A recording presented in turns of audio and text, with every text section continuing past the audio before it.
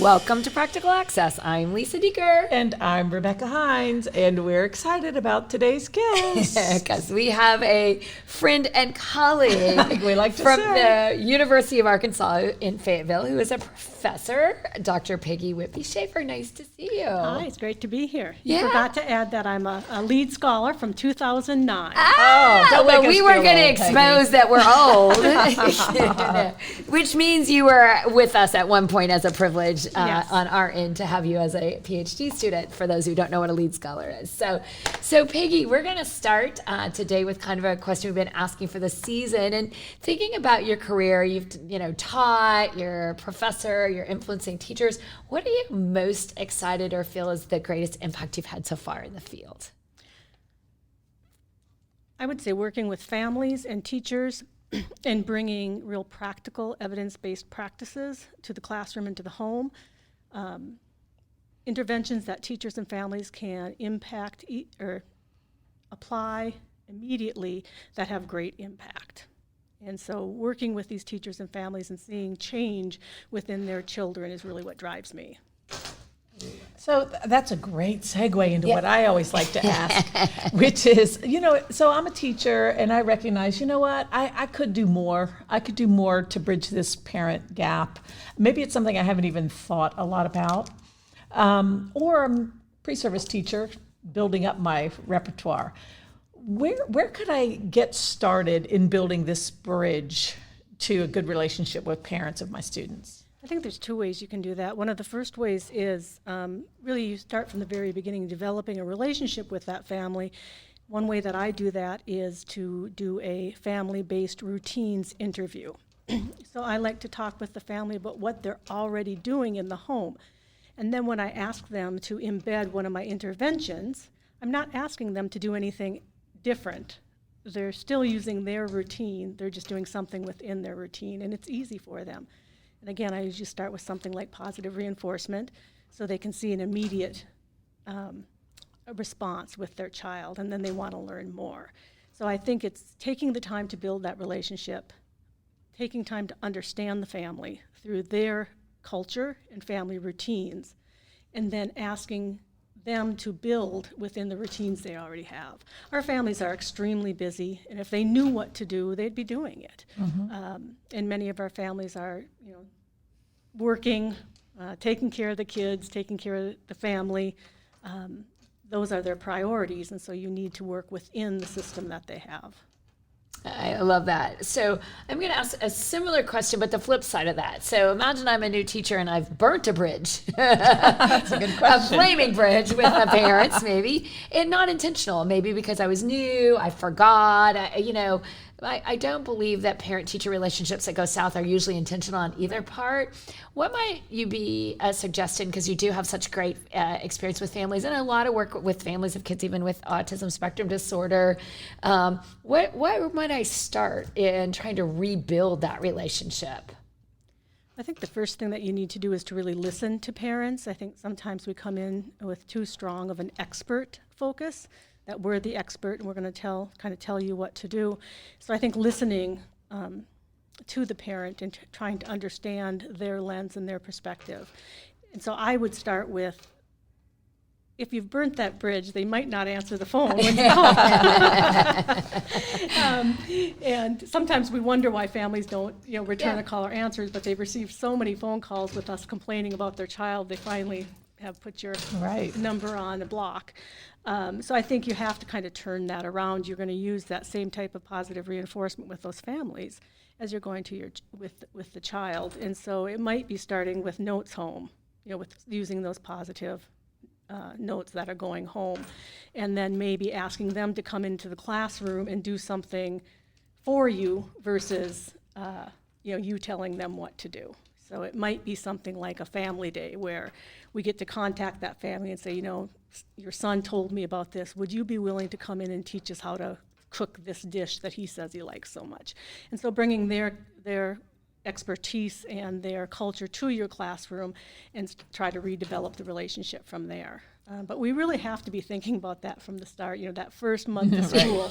Right. That's where you're building that relationship and thinking about how do I contact this parent and how do I involve this parent. Yeah. Yeah, it's such an important thing, and I think that it's so subtle sometimes that people overlook it when we're trying to prepare teachers. I don't know that we do a great job all the time of helping pre-service teachers understand the importance, but we appreciate that we have experts like you. And I think sometimes we think about the high leverage practices, and we think about, okay, in academic instruction, and how do we use them in the classroom, but there's a whole piece of those high leverage practices that apply to the family and collaboration. So we need to think about how do we use those same high leverage practices with our families to build that partnership. And since you mentioned that, can you tell us, because that's a good example, what are some of your go-to resources? If you're in a spot like me and I'm preparing, novice teachers, where's the first place you send them for more information in case they're not getting it in their coursework? Just elaborate, getting information on the strategies for working with parents. Working with families. There is a new book just came out I believe it's through CEC, but it's on culturally sustaining pedagogy. And so really to start with that, you have to really challenge your own assumptions first. And so it teaches you kind of how to look at the assumptions, how to look at kind of how families that are different than you think and feel. And then it also helps you figure out how to build that relationship. So it's culturally sustaining pedagogy. Dr. Elizabeth Harkins Monaco is one of the authors, and it's my new. I have a copy of it in my bag. I bought 2 of them, but it is the book that most people steal from my desk. Love it. On a regular basis. I love it. So I'm going to ask it again, kind of the flip side, but now I'm a parent, and I can still tell you that if I get an email that has my son's name in it, I just assume it's not positive, which is probably not. It's probably not a good gut reaction. And sorry, Josh, but that is what, that most of the emails were in that direction. But I also think sometimes I had to do my own self-check. So now I'm asking for advice to parents.